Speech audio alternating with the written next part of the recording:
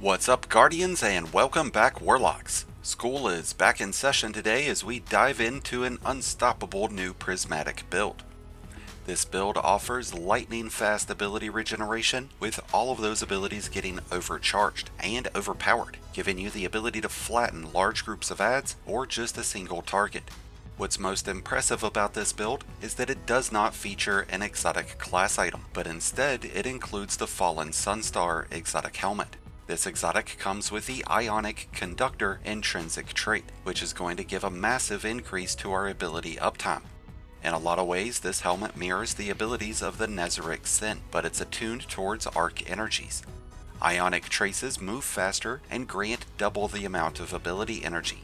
Each Ionic trace will grant 25% bonus melee and grenade energy, with 30% bonus class ability energy, and that's off of every single Ionic trace. So just going off of Ionic traces alone, it would only take us 4 to fully regenerate our grenade and melee, and we have every intention of generating a ton of these.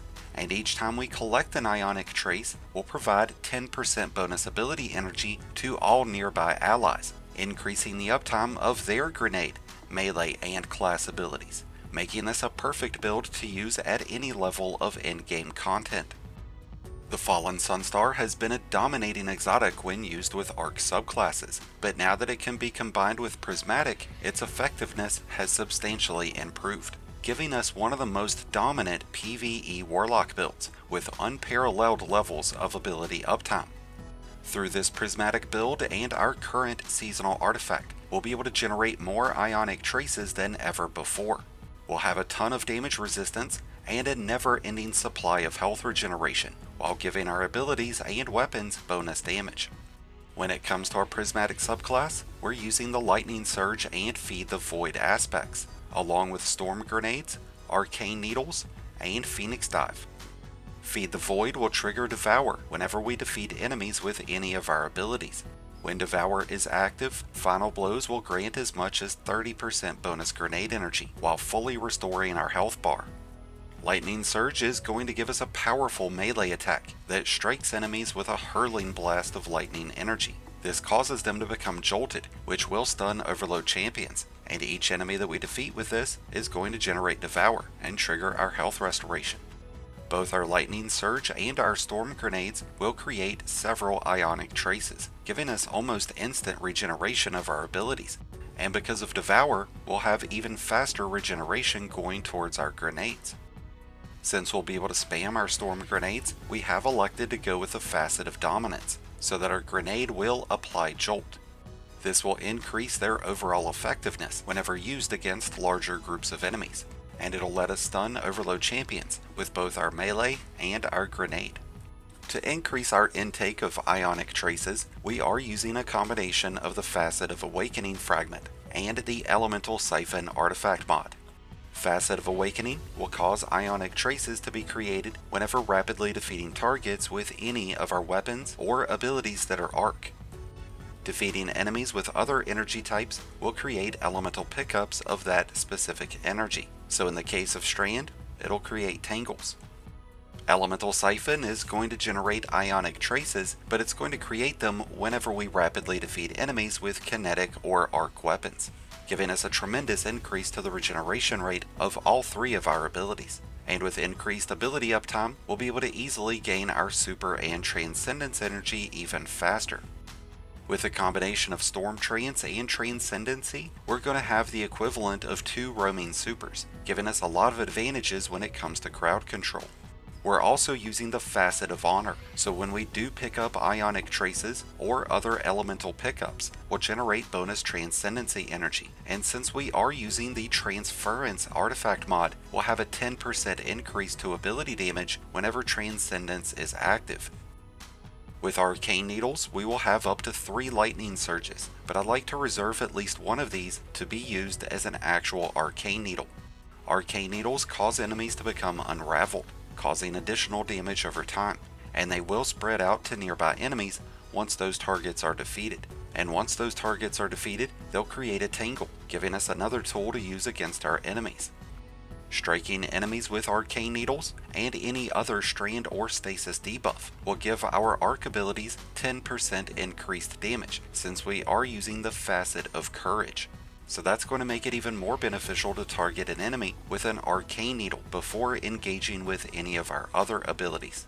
And to give our Tankles some added flair, we are using the Threaded Blast artifact mod. So whenever we do destroy any Tangle with a strand weapon, they'll have a larger, more damaging explosion.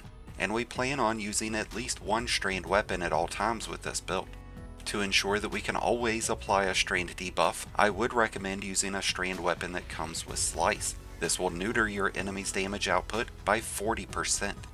If you decided to go in the route of stasis weapons, you'll want to have Chill Clip instead. On a survival standpoint, Devour is going to keep us loaded up on health regeneration, but if that goes away, Phoenix Dive will be able to step in to provide us and nearby allies with Cure.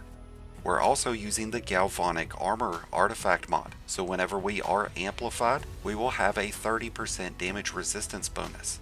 We'll be able to become amplified whenever defeating enemies with our Lightning Surge and our Storm Grenades, and because of Facet of Purpose, whenever we pick up an orb, we'll also become amplified.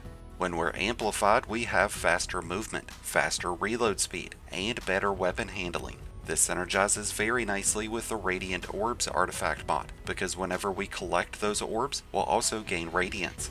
While we're Radiant, all of our weapons will deal 20% extra damage, and they'll have the ability of piercing barrier shields. We're also using the Shield Crush artifact mod, so whenever we are amplified or radiant, our grenades will have a 25% increase to their base regeneration rate, and a 25% increase in damage. And if we've done our math right, that's going to bring us up to a total of 45% bonus damage whenever our grenades are used against enemies debuffed by darkness, and 55% bonus damage when our grenades are used during Transcendency against darkness debuffed enemies, which is a lot of bonus damage getting added into an ability that's already getting a massive bonus to its uptime. When it comes to the armor that we want to use with this build, our main priority has got to be resilience, and beyond that it's going to be recovery. This way we take less damage and our health regeneration kicks in faster, which are both necessary components of having success within in-game content. Since we have so much ability regeneration already happening, you'll find it to be not nearly as necessary to have tier 10 stats going between your discipline or strength. When it comes to our choice in armor mods, our goal is to generate orbs so that we can maintain radiance and amplified. So we're using Helmet Siphon, Firepower, and Reaper mods to generate orbs. We also want to help generate as much extra grenade energy as we can, so we're using Bomber, Innervation, and Impact Induction to generate bonus grenade energy. We have Recuperation to give us a secondary source of regenerating our health. And we have Ashes to Assets to help generate more super energy off of all of those grenade final blows. You'll also notice that we have Special Finisher, but this is only when we are heavily relying on our special weapons. But this is going to convert armor charges into special ammo whenever we perform a finisher with at least 3 armor charges available. Which brings me to the best weapons to use with this build.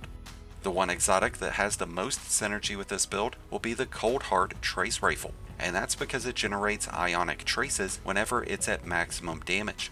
There is a 2-second cooldown between these ionic traces, but all of them will be affected by the Fallen Sunstar, granting us a ton of bonus melee, grenade, and ability energy.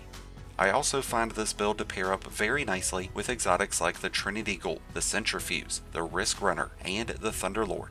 The Symmetry is also a really strong option right now, since Scout Rifles have the option of stunning unstoppable champions.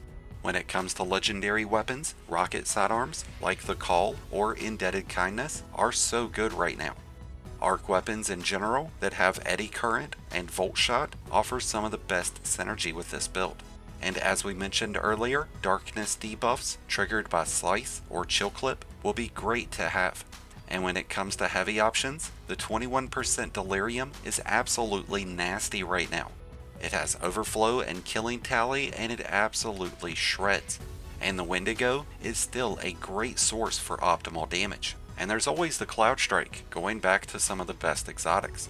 This prismatic build has so much range and versatility. It can be used aggressively in close quarter combat, but it's just as effective with ranged combat.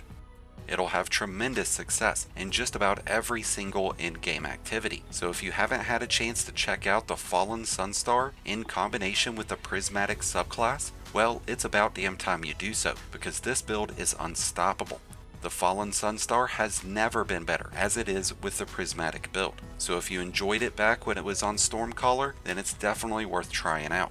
And with that said, we have come to an end of today's build video, but I'd love to hear your thoughts about the Prismatic Warlock, the Fallen Sunstar, and the current state of Destiny. Let us know down in the comments below. If you need help putting this build together for yourself, then be sure to check out the Mobalytics link down in the description below. If you're a new Light Guardian, just starting your journey, or a battle-hardened veteran just looking for a new place to call home, then be sure to check out the Discord link that's down in the description and join one of the greatest communities in all of Destiny. And until next time, Guardians, this has been Profane, wishing you all some happy hunting.